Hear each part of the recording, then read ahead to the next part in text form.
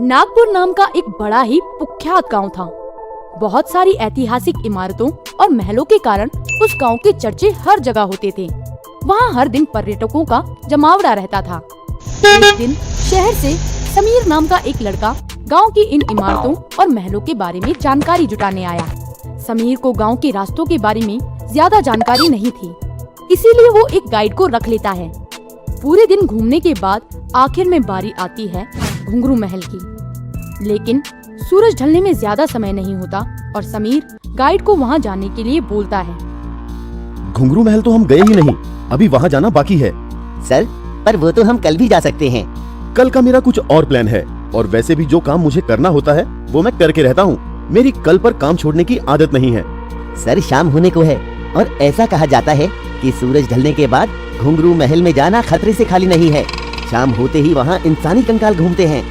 ऐसा कुछ नहीं होता, और अगर ऐसा है भी तो मैं उन कंकालों से दोस्ती कर लूंगा।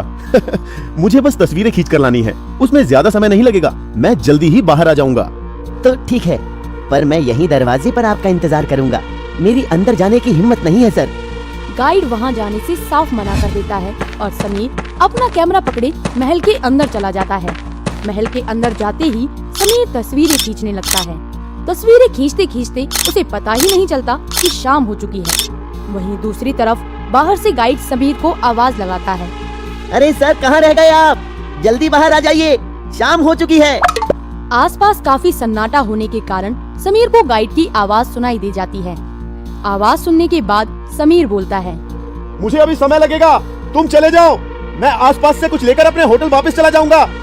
लेकिन सर, आपका ज्यादा देर तक अंदर रहना ठीक नहीं है। आप अभी बाहर आ जाइए, यही ठीक होगा। हम कल दोबारा यहाँ आ जाएंगे। नहीं, मैं आज ही सारा काम खत्म करके निकलूंगा। तुम जा सकते हो। अच्छा, आप अपना काम करिए, मैं यहीं बाहर आपका इंतजार करता हूँ। ठीक है। समीर गाइड की बात नहीं मानता और तस्वीरें खींचने में व्यस्त हो जाता है। तभी समीर को कुछ महसूस होता है। उसे ऐसा लगता है कि तस्वीरें खींचते वक्त कोई उसके आगे से गुजरा। जब वो कैमरा हटाकर देखता है तो उसे सामने कुछ नजर नहीं आता। अपना वहम समझकर समीर फिर तस्वीरें खींचने लगता है। जब वो अपना कैमरा महल की सीढ़ियों की तरफ घुमाता है तो उसे कैमरे में एक इंसानी कंकाल नजर आता है, जिसे देखकर वो हैरान हो जाता है। अरे ये क्या, इंसानी कंकाल? समीर तुरंत अपना कैमरा हटाता है। अभी तो मुझे इंसानी कंकाल दिख रहा था, पर सामने तो कोई नहीं है। शायद कुछ ज्यादा ही गहराई से मैंने इंसानी कंकाल की बात सुन ली। लगता है उसी का असर है। समीर आगे चलने लगता है। उसकी आहट के साथ और कोई आहट भी सुनाई देती है, जैसे कोई उसका पीछा कर रहा हो। समीर जैसे ही पीछे मुड़कर देखता है, उसे कुछ दिखाई नहीं देता। वो फिर आगे चलने लगता है। समीर महल के ऊपर चला जाता है। वो जैसे ही अपना कैमरा फोटो खींचने के लिए ऊपर करता है, उसे बहुत सारे इंसानी कंकाल एक साथ खड़े नजर आते हैं। इसे देखकर समीर की हालत खराब हो जाती है। ये क्या? अब ये मेरा वहम नहीं हो सकता। कहीं यहाँ सच में इंसानी कंकालों का वास तो नहीं है? समीर अपना कैमरा चारों तरफ घुमाता है तो उसे हर जगह हवा में लटके हुए इंसानी कंकाल ही दिखते हैं। अब समीर को कुछ समझ नहीं आता कि वो क्या करे और वो ना घबराने का नाटक करने लगता है और बोलता है, चलो, मैंने बहुत तस्वीरें खींच ली, अब मुझे नीचे चलना चाहिए। बिना घबराए समीर सीढ़ियों से नीचे उतरने लगता है। जैसे ही वो नीचे आता है, उसे अपनी तरफ वो इंसानी कंकाल आते हुए नजर आते हैं और इस बार कैमरे से नहीं, ये सब समीर अपनी आंखों से देख रहा होता है। इंसानी कंकालों को देख समीर के पसीने छूट जाते हैं। अब मैं क्या करूं? ये सारे कंकाल तो मेरी तरफ ही आ रहे हैं। समीर को कुछ समझ नहीं आता और वो कुछ करने की हालत में नहीं होता। तभी सारे कंकाल उसके इर्द गिर्द चक्कर लगाने लगते हैं। ये देख समीर की हालत और ज्यादा खराब हो जाती है और वो चक्कर खाकर वहीं बेहोश हो जाता है। जब उसकी आंखें खुलती हैं तो वो अपने आप को अपने होटल में पाता है। वो देखता है कि उसका गाइड और होटल का मालिक उसके पास खड़े होते हैं। तभी समीर बोलता है, मैं यहाँ कैसे आया? मैं तो उस हवेली में था ना। हाँ, मैं गांव के कुछ लोगों की मदद से आपको यहाँ लेकर आया हूँ। समीर को बहुत तेज बुखार होता है, जिस वजह से उसके सर में बहुत दर्द हो रहा होता है और वो बोलने की हालत में नहीं होता।